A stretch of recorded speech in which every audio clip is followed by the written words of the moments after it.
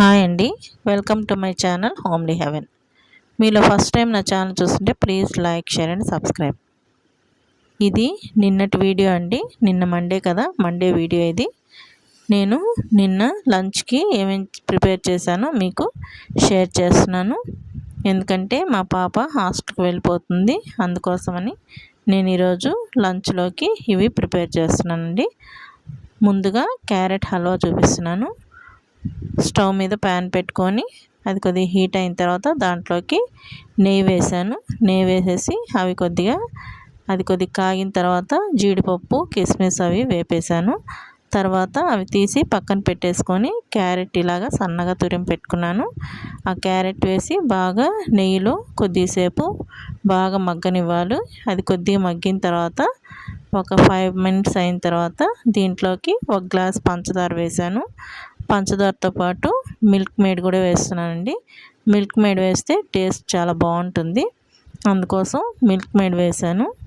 అలాగా వేసేసి మూత పెట్టేశాను. మూత పెట్టేసి అది బాగా దగ్గర పడిన తర్వాత కొద్దిగా ఇలాచీ పౌడర్ వేసేసి ఇంక బాగా దగ్గర పడిన తర్వాత ఇంకా కిస్మిస్ అవన్నీ వేపి పెట్టుకున్నాం కదా, అవి కూడా వేసేసి కొద్దిసేపు అలా తిప్పేసి మనము దించేసుకోవచ్చండి. సింపుల్గా అయిపోతుంది.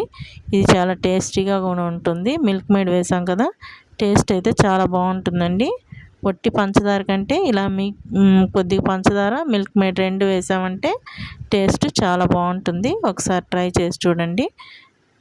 ఇలాగ క్యారెట్ హల్వా అయితే సింపుల్గా అయిపోతుంది. మనం ఇంటికి ఎవరైనా గెస్ట్లు వచ్చినప్పుడు అప్పుడు కూడా సింపుల్గా అయిపోతుంది. ఇది టేస్టీగా కూడా ఉంటుంది. ఒకసారి ట్రై చేసి చూడండి. తర్వాత నేను లంచ్లోకి గుత్తొంకాయ ప్రిపేర్ చేస్తున్నాను. గుత్తొంకాయ కూర నా ఛానల్లో ఉందండి. నేనైతే ఇక్కడ సింపుల్గా చూపిస్తున్నాను. ఇది ఫుల్ వీడియో నా ఛానల్లో ఉంది, చూడండి. ముందుగా వాటర్లో కొద్దిగా సాల్ట్ వేసుకొని వంకాయలు వేసి శుభ్రంగా కడిగి పెట్టేసుకోవాలండి. కడిగి పెట్టేసుకొని అవి 4 ముక్కలుగా కోసి పెట్టుకోవాలి.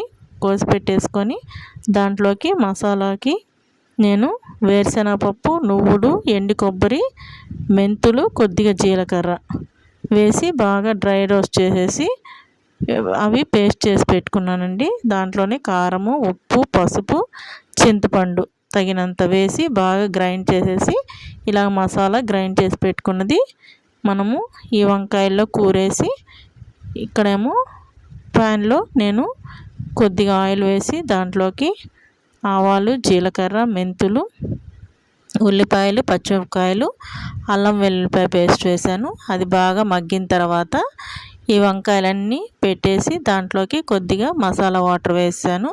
వేసేసి మూత పెట్టేసి కుక్కర్ 1 విజిల్కి దించేసానండి. ఇట్లా రెడీ అయిపోయింది. ఇది సింపుల్గా అయిపోతుందండి గుత్తొంకాయ. ఒకసారి టేస్ట్ చూడండి, చాలా బాగుంటుంది. ఇది రోటీ, చపాతీ, బిర్యానీ అన్నిట్లోకి మంచి కాంబినేషన్ అండి. ఇది టేస్ట్ కూడా చాలా బాగుంటుంది. ఒకసారి ట్రై చేసి మీకు ఎలాగనిపించిందో నాకైతే కామెంట్ చేయండి.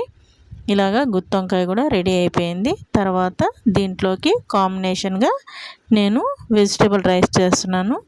పన్నీర్, గ్రీన్ పీస్, దాంట్లోకి క్యారెట్ కూడా వేసి నేను మిక్స్డ్ వెజిటేబుల్ బిర్యానీ అయితే చేసేసుకున్నాను.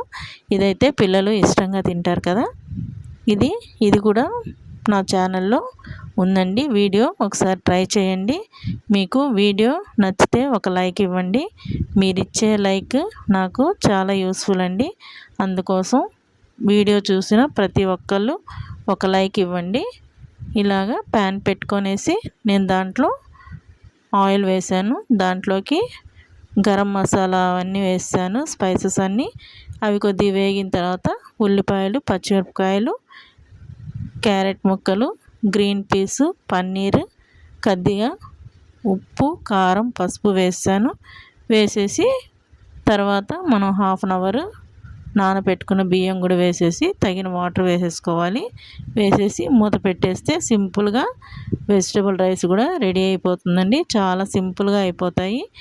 ఈ కాంబినేషన్ చాలా బాగుంటుంది. ఒకసారి ట్రై చేయండి. మన ఇంటికి గెస్ట్లు ఎవరైనా సడన్గా